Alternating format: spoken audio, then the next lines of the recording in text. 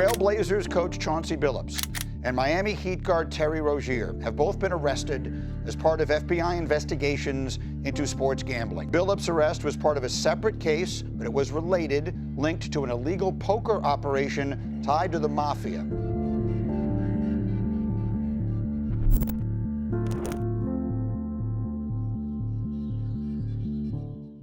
Today, we are here in New York to announce a historic arrest across a wide-sweeping criminal enterprise that envelops both the NBA and La Cosa Nostra.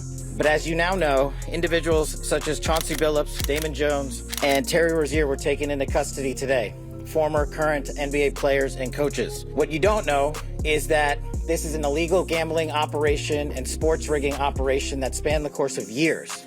The FBI led a coordinated takedown across 11 states to arrest over 30 individuals today responsible for this case, which is very much ongoing. The charges and the arrests that were taken down across this country range from wire fraud, money laundering, extortion, robbery, illegal gambling. And the fraud is mind-boggling. It's not hundreds of dollars. It's not thousands of dollars. We're talking about tens of millions of dollars in fraud and theft and robbery. One example occurred on March 23rd, 2023 in Charlotte. Terry Rozier, an NBA player now with the Miami Heat, but at the time playing for the Hornets, allegedly let others close to him know that he planned to leave the game early with a supposed injury. Using that information, members of the group placed more than $200,000 in wagers on his under statistics. Rozier exited the game after just 9 minutes, and those bets paid out, generating tens of thousands of dollars in profit. What I can tell you is there's a lot of people that are very close-lipped about what happened in 2023, but what I was told is there was an investigation. They interviewed him twice. They took his phone, downloaded everything, and at the end of the day, they said there's nothing to see here and cleared him. And that was a very professional investigation. It wasn't something that was perfunctory. You had FBI agents, you had a vice president within the NBA that was a former prosecutor in SDNY. So it was the real deal. They looked at the same stuff and they said there's nothing here, but you know, we got a trophy hunt. My message to the defendants who've been rounded up today is this: your winning streak has ended. Violating the law is a losing proposition, and you can bet on that. Today was homecoming at Lincoln University. There's a football game at 1 o'clock. That game let out, and the festivities in front of the ICC.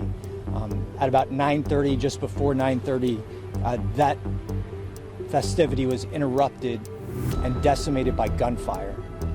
It was a chaotic scene, and people fled in every direction. We're devastated to announce tonight that one person has died.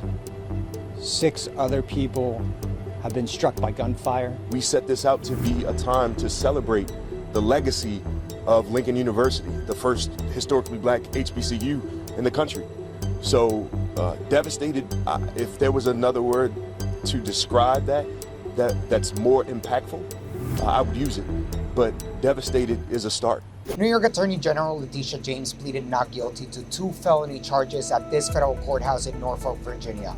James is facing 2 counts, one for bank fraud and another for making false statements to a financial institution. Indictment documents state that James purchased a home here in Norfolk back in 2020 and falsely described it as a second home to get a better mortgage rate.